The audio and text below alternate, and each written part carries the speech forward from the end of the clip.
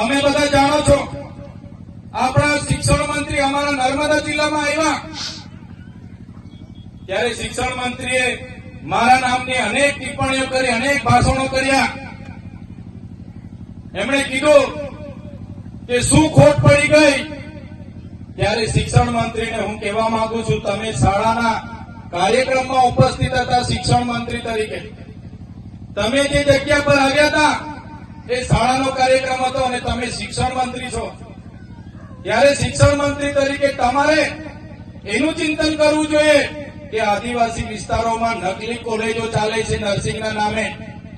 આદિવાસી વિસ્તારોમાં એક શિક્ષકથી હજારો શાળાઓ ચાલે છે, એની ચિંતા તમારે કરવી જોઈએ.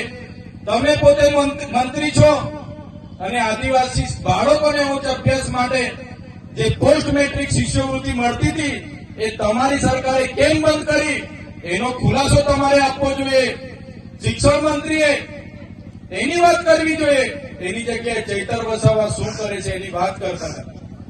ત્યારે એમણે કીધું કે અમે તો કાલે વડાપ્રધાનને મળીને ભીલ પ્રદેશ આપી દઈશું. પણ ભીલ પ્રદેશ કઈ રીતના ચલાવશે? અહીંયા તો કોઈ આદિવાસી ટેક્સ ભરતા નથી.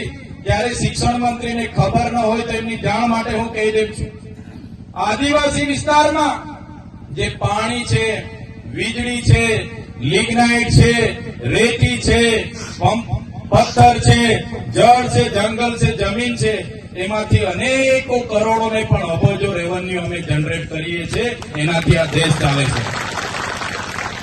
અમે કોઈના પર ભીખ નથી માંગતા. અમે સવારેથી લઈને અમે ટેક્સ ભરીએ છીએ. માચીસ થી લઈને જે પણ સામગ્રી અમે લઈએ છીએ એનો ટેક્સ અમે ભરીએ છીએ.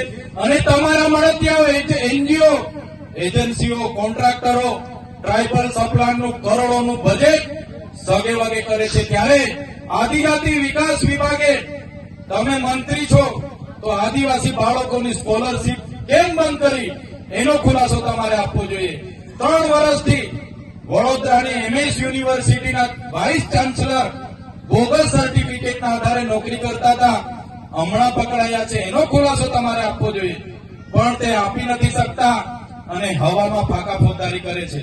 ત્યારે ભીલ પ્રદેશ અમે કાલે આપી દેવાની મોટી મોટી વાત કરતા હતા. ત્યારે આપણા સમાજના એ પાર્ટીમાં રહેલા નેતાઓને કહેવા માંગુ છું, તમારી સરકાર અને તમારા સંગઠનમાં તો તમારું કંઈ ઉપજતું નથી. અહીંયા આવીને ફાંકા ફોજદારી કરવાનું છોડી દો. આ સમાજ માટે કંઈ કરો. કે દિવસે આ સમાજને સિંચાઈનું નર્મદાનું પાણી મળશે. આ વિસ્તારમાં સારું શિક્ષણ તમે અપાવી દેશો. આ વિસ્તારના બાળકોની સ્કોલરશીપ ચાલુ કરી દેશો. બોગસ કોલેજો પર કાર્યવાહી કરશો. ખોટા સર્ટિફિકેટો લઈને લાખો લોકો નોકરીઓ પર છે, એમના પર કાર્યવાહી કરશો. અને જે દિવસે તમે જો અમારી સરકારમાંથી અમને અલગ ભીલ પ્રદેશ અપાવી દેશો, એ દિવસે અમે તમારો પીઠ થાબડીશું ને તમારી સાથે ઉભા રહીને તમારા વખાણ કરીશું. પણ તમે અમને ભીલ પ્રદેશ અપાવી દો. સાથીઓ, આજે મને અહીંયા આમંત્રણ મળ્યું. આપણી આદિવાસીની 27 અનામતની બેઠકો છે, જેમાં આદિવાસી લડી શકે. એ કોઈ પણ પાર્ટીમાંથી લડીને જીતી જાય. આજે 27 ધારાસભ્ય આપણા આદિવાસીઓ વિધાનસભામાં બેસે છે. પણ આટલી મોટી સમસ્યાઓ વર્ષોથી આપણી ચાલે છે.